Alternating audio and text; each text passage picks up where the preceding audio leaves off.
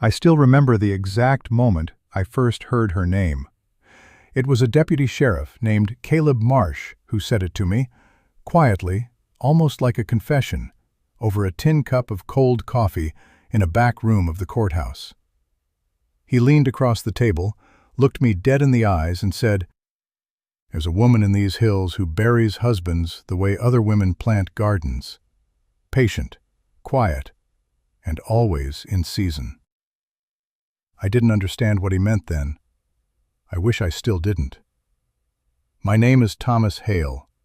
I was a circuit court journalist in the autumn of 1889, riding between counties in eastern Kentucky, writing down the kinds of stories that newspapers back east printed between advertisements for patent medicine and seed catalogs. Murders, feuds, fires. The ordinary violence of a place that the rest of the country preferred to imagine as simple. I had seen things that should have made me harder to surprise. Emily Carter surprised me anyway. The hills around Harlan County have a way of keeping secrets. The ridges fold into each other like the pages of a book that was never meant to be opened, and the hollers between them swallow sound, light, and, as I would learn, people. Whole people. Gone as if they had stepped through a door in the air. Something about that land always felt like it was waiting. I just didn't know what it was waiting for. The locals talked about Emily the way people talk about weather, with a kind of resigned familiarity, as if her presence was simply a condition of the region. She had arrived in the county sometime around 1882, though no one could say exactly from where. Some said Virginia, some said further west. A few older women in town refused to say anything at all, which, I later understood, was its own kind of answer. What everyone agreed on was this: Emily Carter was beautiful in a way that made men careless. Not reckless, mind you. Careless. There is a difference. Reckless men know the danger and run toward it. Careless men simply stop noticing the danger is there at all. And that, I think, was her real gift. Not her dark hair, or her low, careful voice, or the way she looked at a man like he was the only solid thing in a room full of smoke. Her gift was making men feel safe. I should have written that down the first time someone told me. I should have understood what it meant. By the time I arrived in Harlan County, she had been married, that anyone could confirm, at least twice, possibly 3 times. The number itself was uncertain, which should have been the first warning. When the history of a person is difficult to count, it is usually because someone has been working to make it that way.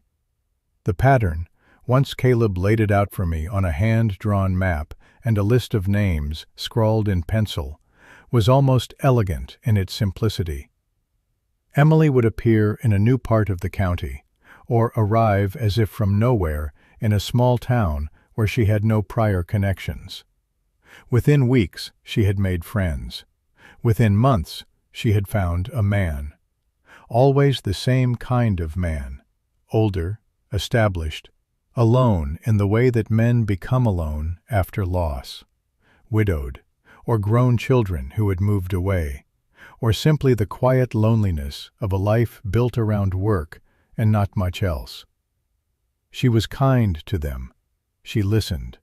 She remembered small things: a man's favorite tobacco, the name of a horse he had lost, the town where he was born. I have thought about this for 30 years, and I still cannot decide whether any part of it was real. That is the question that kept me awake then. It keeps me awake now. The men fell in love quickly. That part was consistent across every account I gathered. Not slowly, the way love usually builds, but fast, like a candle catching.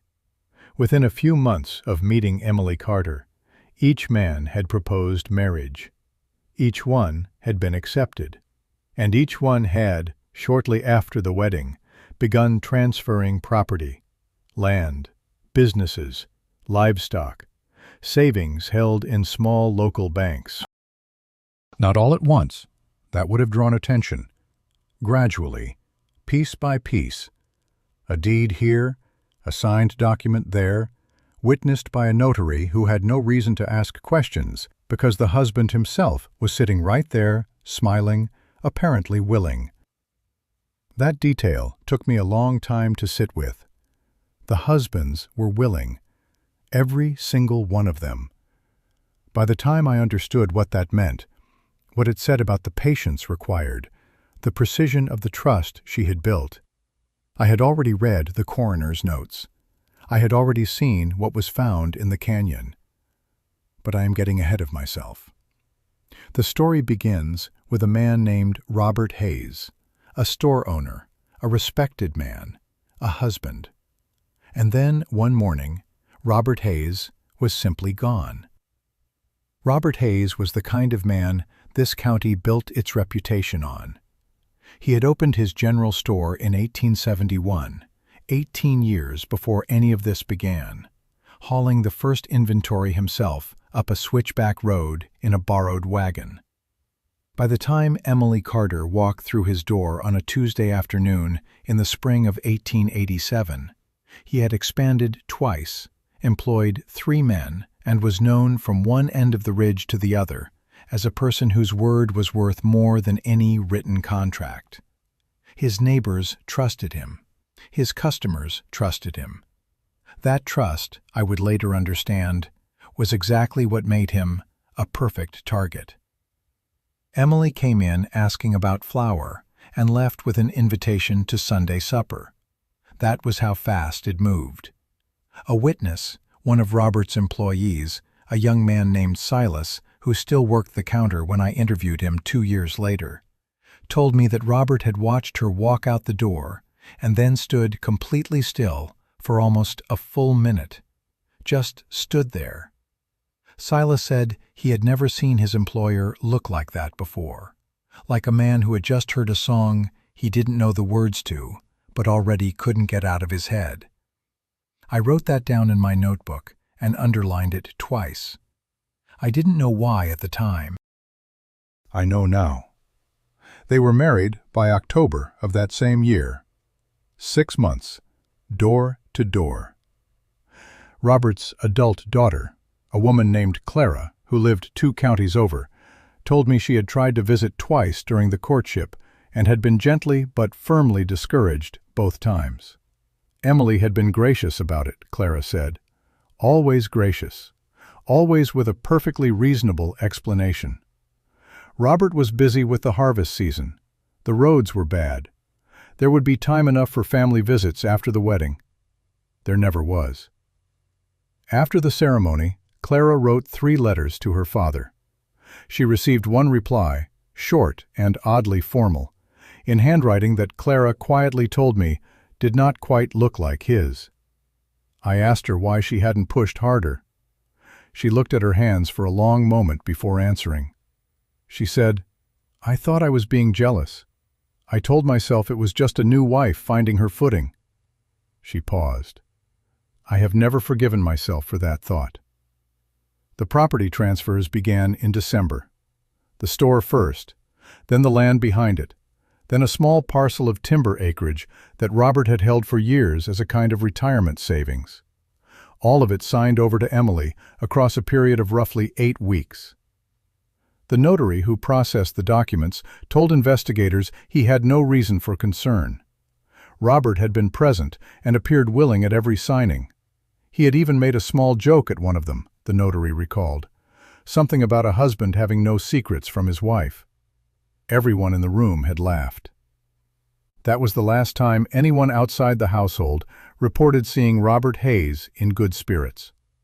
Possibly the last time anyone outside the household saw him at all. He vanished on the 14th of February, 1888. Emily reported it the following afternoon, explaining that he had risen before dawn to check a wagon route over the eastern ridge and had not returned.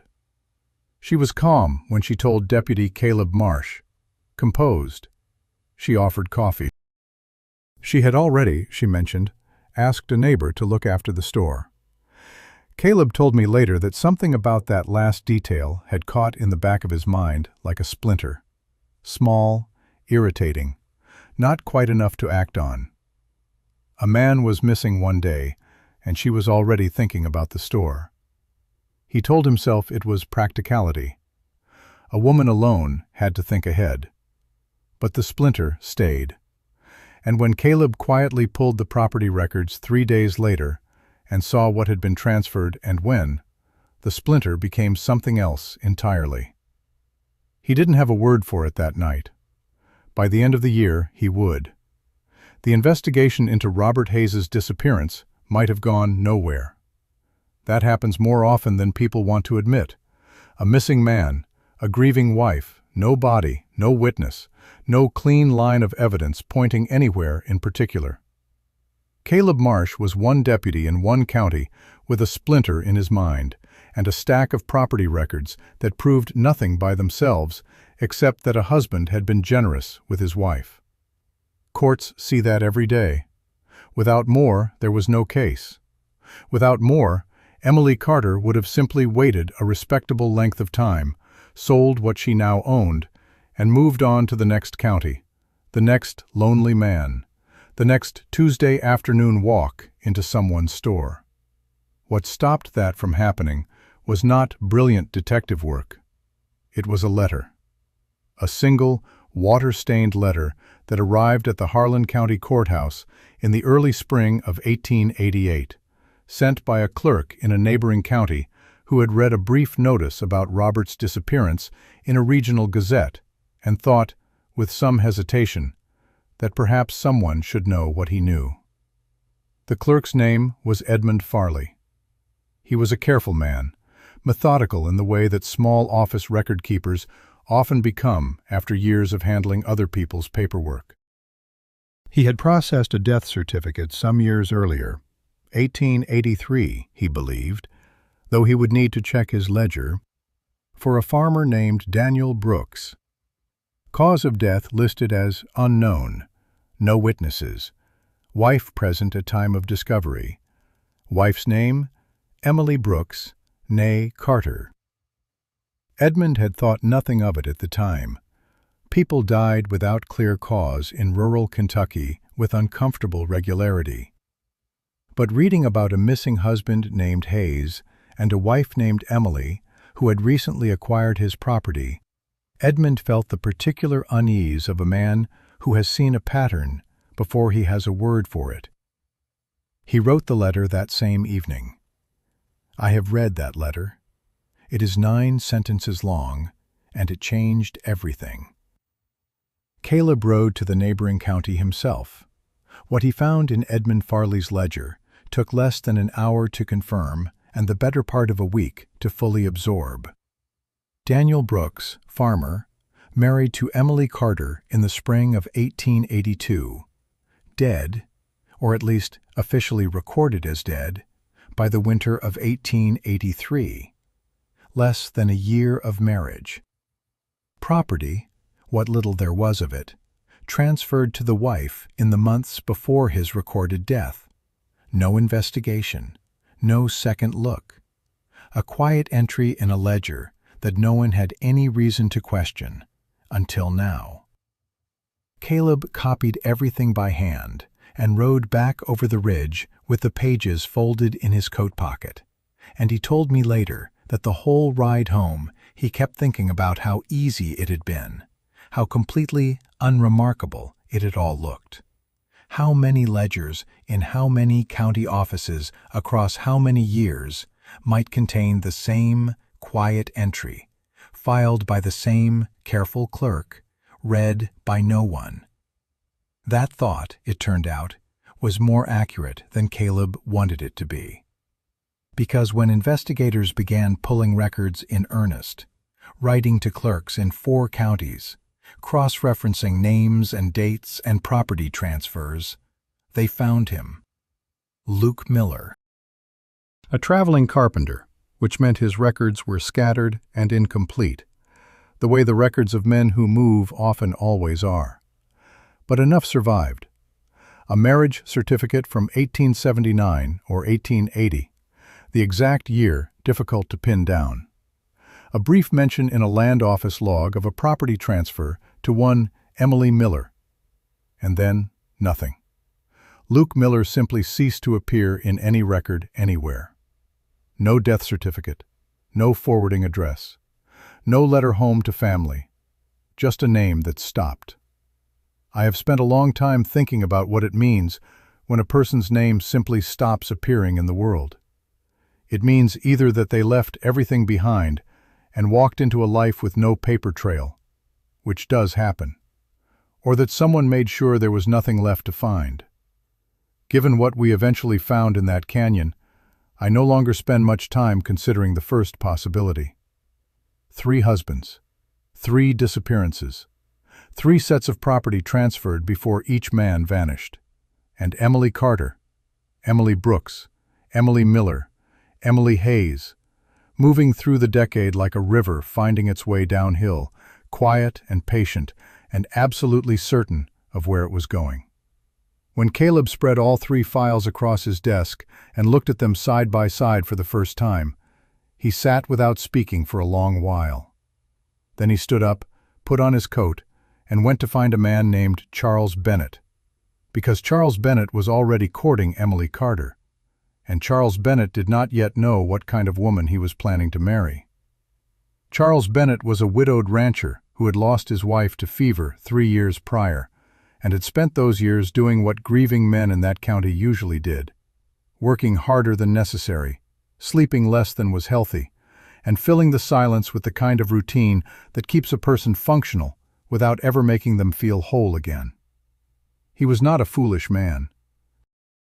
His neighbors described him as steady, deliberate, the sort who measured twice before cutting once in all things, not just carpentry.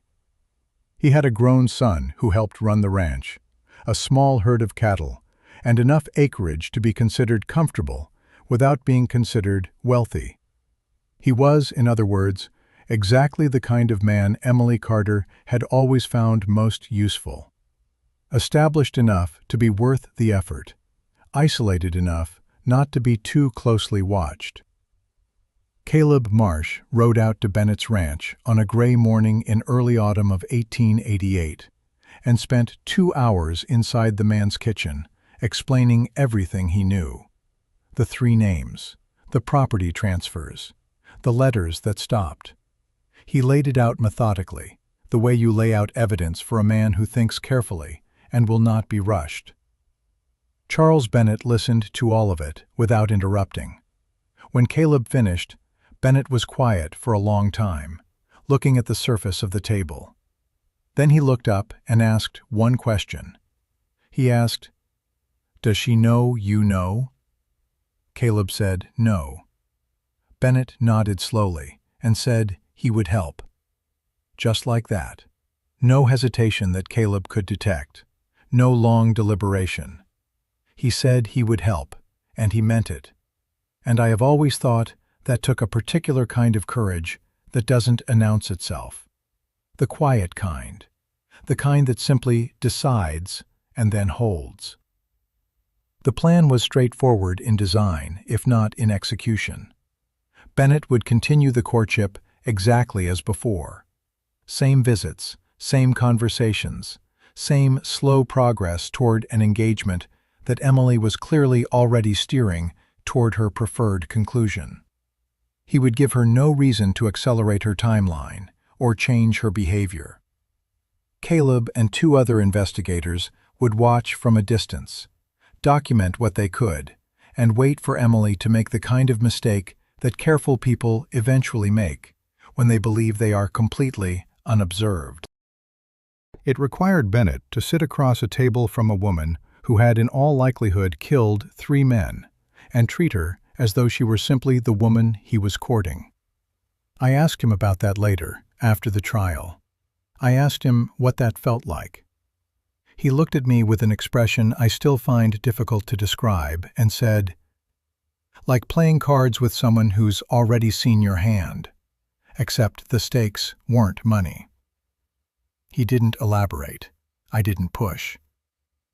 For several weeks, nothing of immediate use emerged. Emily was, as she had always been, composed and careful and warm in exactly the right measure. She spoke about the future with the kind of calm confidence that might have seemed charming in any other context. She mentioned more than once that she believed a person's past was best left behind them, that what mattered was what you were building, not what you had lost. Bennett reported every conversation to Caleb in detail. Most of it was unremarkable. And then, on an October evening, during a walk along a creek path that Emily herself had suggested, something shifted. She was talking about land, about how she had always loved the feeling of space, of distance from town, of places where a person could think without being overheard. And then, almost as a footnote to something else she was saying, she mentioned a canyon. A particular canyon east of the ridge, remote enough that most people didn't bother with it, accessible only by a trail that wasn't marked on any county map she had ever seen. She described it with a strange, brief warmth, the kind a person uses when speaking about a place they know well and privately. She said it was the sort of place where, if a person needed to put something to rest, they could do it without the world ever needing to know. Then she moved on to another subject, smoothly and without pause, as if she had said nothing remarkable at all. Bennett kept his expression neutral. He kept walking. He kept listening. But that night, when he relayed the conversation to Caleb, word for word, both men sat with it in silence for a moment before either spoke. Because they understood, without needing to say it plainly, that Emily Carter had just told them exactly where to look. She had not intended to. She had simply, for one unguarded moment, forgotten to be careful. It was the first mistake she had made in nearly a decade. It would not be her last, but it was the one that mattered most. The search party set out before dawn on a Thursday in late October, 1888. Caleb had assembled 8 men, 2 deputies, a county surveyor who knew the eastern ridge better than anyone, and 5 others he trusted to keep quiet about what they were looking for until they found it. Nobody spoke much on the ride out. The trail Emily had described was exactly as she said, unmarked, narrow, overgrown in places where the tree line pressed close on both sides. The kind of path that exists because animals made it, not people. The horses moved carefully. The morning was cold and very still. I was not there that day. I want to be honest about that. Everything I know about what they found I learned afterward, from Caleb's written report, from the surveyor's notes, and from long conversations with 3 of the men who were present. But I have read those accounts enough times that the canyon lives in my mind as clearly as if I had walked it myself. Sometimes more clearly than I would like. The canyon opened up after roughly 2 hours of riding. A sudden widening in the land, walls of pale limestone rising on 2 sides, the floor below covered in scrub oak and loose stone, and the particular silence that deep enclosed places have, as if sound itself decides not to enter. The surveyor said later that it was not a place you would stumble across by accident. You had to know the trail. You had to have been there before. That observation did not go unnoticed in Caleb's report. He underlined it. I understood why. They began the search at the northern end and worked south. For the first 2 hours, they found nothing except the ordinary debris of an isolated place. A rusted trap, some fire-blackened stones that might have been a camp from years back, the collapsed remains of what had once been a small structure, possibly a barn or a storage shed. The wood so rotted it crumbled when touched. One of the deputies almost walked past it entirely. Then his boot caught on something in the earth beside the collapsed wall, and he stopped, and he looked down, and he called for Caleb. What they found near the remains of that barn was a skeleton, buried at a depth of roughly 2 feet, wrapped in the deteriorated remnants of clothing that the surveyor identified as consistent with a working man's outfit from the early 1880s. Burial that shallow in rocky soil does not happen by accident. It happens when someone is working alone and working fast, and does not have the luxury of doing the job properly. Caleb stood over it for a long time before saying anything. Then he said they needed to keep looking. I think he already knew, by that point, that they were not going to find just one. Something about the canyon told him that. He described it in his report as a feeling of density, like the ground itself was heavier than it should have been. I have never been able to get that phrase out of my head. The second set of remains was harder to find, and in some ways, harder to look at once found. A collapsed mine shaft on the western wall of the canyon, half hidden by a fall of limestone that looked natural but, the surveyor noted with careful professional language, showed signs of having been assisted. Someone had loosened those rocks deliberately. Inside the shaft, once 2 men had cleared enough of the entrance to look through, were bones. A full skeleton, largely intact, the position suggesting the body had been placed rather than fallen, arranged almost with a kind of grim practicality. There was no clothing left to speak of. There was, however, a belt buckle, partially corroded, but still bearing an engraved initial. The initial was L.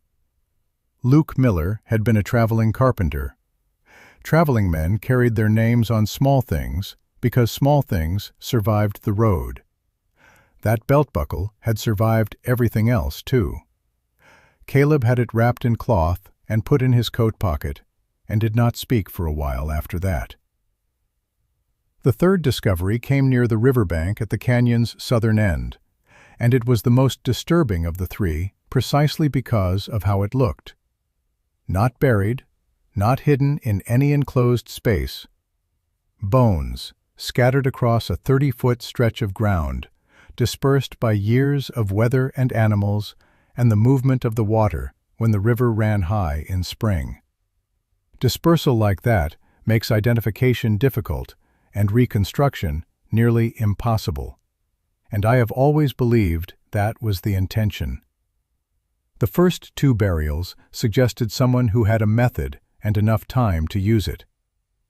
The third suggested someone who, at least once, had been interrupted, or rushed, or had simply decided that the river would finish the work. Investigators collected every fragment they could find across 2 full days.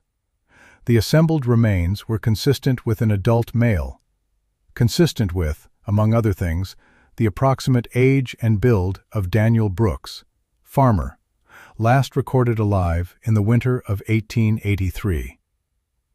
3 sites, 3 sets of remains, 3 men whose names had simply stopped appearing in the world. Caleb rode back to town with the belt buckle in his pocket, and 8 men behind him, who were very quiet, in the way that people are quiet, when they have seen something they cannot yet find the right words for. Emily Carter was at that moment, as far as anyone knew, having supper with Charles Bennett and discussing the possibility of a spring wedding. She did not know what had been found. She did not know that the canyon she had described on an October evening walk had just become the most important piece of evidence in a murder case. She did not know that the ground she had trusted to keep her secrets had finally, after nearly a decade, given them up. She would find out soon enough. The arrest came on a gray November morning, quiet and without drama, which somehow made it worse. Caleb Marsh rode to the house that had belonged to Robert Hayes, that Emily still occupied, still maintained with the same composed tidiness that seemed to be a feature of everything she did, and knocked on the door at 8:30. Emily answered it herself. She was dressed, her hair arranged, a small fire already burning behind her in the room. Caleb told me later that she looked at him for a moment with an expression he could not fully read, and then she stepped back from the door and let him in without a word, as if she had been expecting him. Not that morning specifically, just eventually, as if she had always understood, somewhere beneath the patience and the planning and the decade of careful work, that eventually someone would knock. She was taken to the county courthouse and held through the winter while prosecutors assembled the case. The trial began in March of 1889 and lasted 11 days, which was considered unusually long for the county, and drew observers from 3 surrounding areas and at least 2 newspaper correspondents besides myself. The courtroom was full every morning. People stood along the walls. I claimed a seat in the second row on the first day and kept it for the duration, arriving early enough each morning that I could watch Emily being brought in before the gallery filled. She always walked the same way, straight, unhurried, her eyes moving across the room with an attention that was not quite defiance and not quite indifference, but something precisely between the two. She looked every single morning like a woman who had decided how she was going to behave and saw no reason to deviate from that decision, regardless of what the day brought. Her defense was self-preservation. That was the word her attorney used in his opening statement. Not self-defense, which carries specific legal weight, but self-preservation, which is broader and softer and harder to disprove. Emily took the stand herself, which surprised the prosecution, and frankly surprised most of the room. She spoke for the better part of 2 days. Her voice was low and even, and she chose her words with the same deliberate care that, I was beginning to understand, she applied to everything. She described each marriage as having begun in genuine feeling and deteriorated into fear. She described each husband as having become, in his own way and by degrees, a man she was afraid of. She described the deaths, and here she was careful never to use words that amounted to confession, as moments of desperation, of no other choice, of a woman alone in a remote place with no recourse and no witness, and nothing between herself and harm except whatever she could find at hand. She cried twice during her testimony, both times briefly, both times at moments that a theater director could not have timed more effectively. I watched the jury when she cried. Several of them looked at their hands. The prosecution's response was methodical and, I thought, exactly right in its approach. They did not try to disprove her emotional account directly. You cannot easily disprove a feeling, and attempting to do so risks making the jury sympathize with the witness. Instead, they laid the pattern beside her testimony and let the 2 things sit together in the room and speak for themselves. 3 men, 3 courtships following the same shape, 3 sets of property transfers completed before each disappearance. 3 sets of remains found in the same remote location that Emily herself had described to an investigator posing as her fiancé. They asked the jury to consider the patience required, the consistency, the geography. They asked the jury whether desperation, genuine, spontaneous desperation, leaves the same signature 3 separate times across nearly a decade. They asked the jury what word, other than planning, adequately described what the evidence showed. The jury deliberated for a day and a half. When they returned, the courtroom was so quiet that I could hear the clerk's chair scrape against the floor when he stood to receive the verdict. Guilty on all 3 counts. Emily Carter received the verdict the same way she had received everything else in that courtroom. Without visible collapse, without drama, her eyes forward, her posture unchanged. If something moved behind her expression in that moment, it was too brief and too controlled for anyone in the second row to read. I watched her as carefully as I have ever watched anything. I still cannot tell you what she felt. Maybe nothing. Maybe everything. Maybe she had simply decided long ago that the world would not get the satisfaction of seeing her break. She was sentenced to life imprisonment and transferred to the state facility before the spring was out. The newspapers called the case "The Widow of the Blue Ridge," and the name stuck in the way that names stick when they catch something true about a story. Charles Bennett sold his ranch 2 years later and moved north. Caleb Marsh kept the belt buckle, the one with the initial L, in his desk drawer until he retired.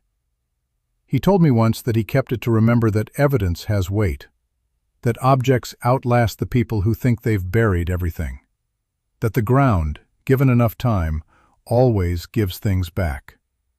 I have covered a great many trials in the years since 1889. I have sat in a great many courtrooms and watched a great many people receive verdicts that changed the remainder of their lives. None of them has stayed with me the way Emily Carter has stayed with me.